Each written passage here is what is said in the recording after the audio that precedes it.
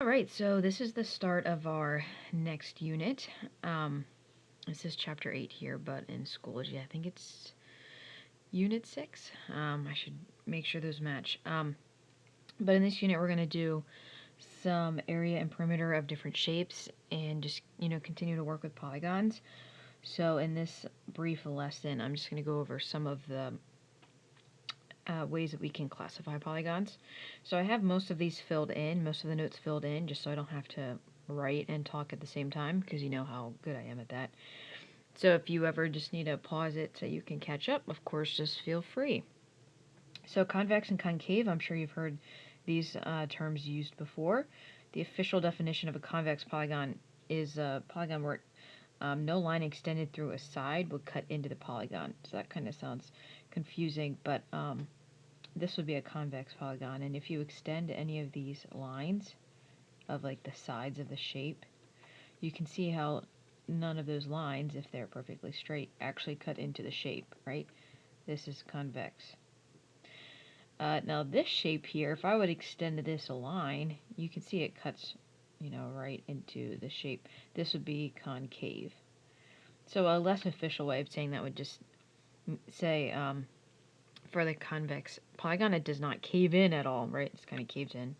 But that's kind of not as specific or a clear definition as this guy right here. So there you go.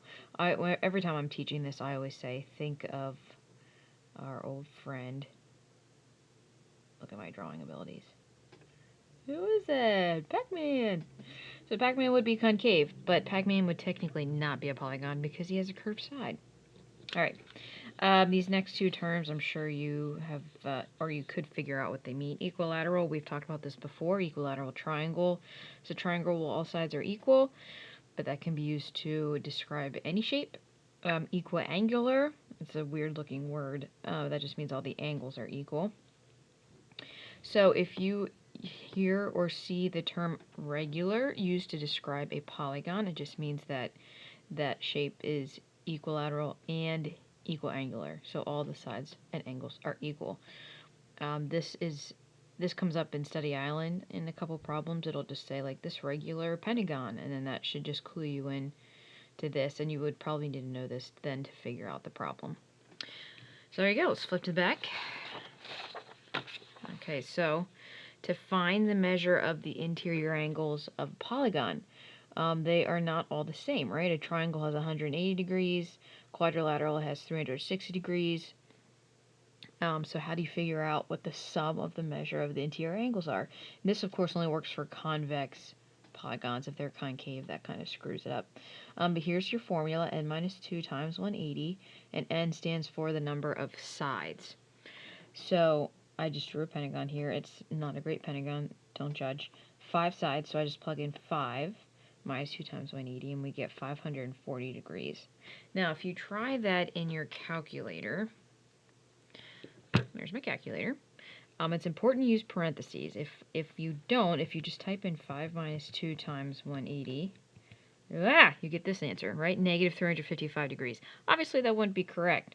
So what is your calculator doing? Well, your calculator always follows order of operations.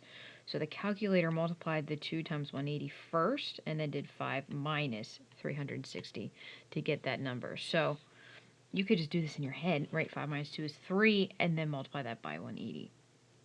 So just watch that you would plug that in correctly. Now, if the problem asks you to find the measure of one of the interior angles, that's a two-step problem where you have to find the sum first. And then, well, this would only work if it was a regular polygon where all the angles were the same, but if I just took that and I divided that by 5, I would get 108 degrees. So that would be the measure of one angle in a regular pentagon. So you have to find the sum and then just divide by how many angles there are. And then the last piece of information here, the exterior angles of a shape, they always add up to 360 degrees. You can see here that I'm yelling at you. Not much of a yeller. But let me try and draw a better pentagon here. Okay, that wasn't terrible. Exterior angles are just the angles, like if we extended all of these sides in the same like direction, Oh, geez, I did mess up on the last one. These would be the exterior angles. Okay. So those 5 angles would always add up to 360 degrees. When I say always, I just mean like even if you have a square or a hexagon or a heptagon, the outside angles always add up to 360 degrees. So again, if the question was, what's the measure of one exterior angle of a regular polygon, it's just 360 divided by how many sides or how many angles there are. All right, that's everything. Thanks for watching.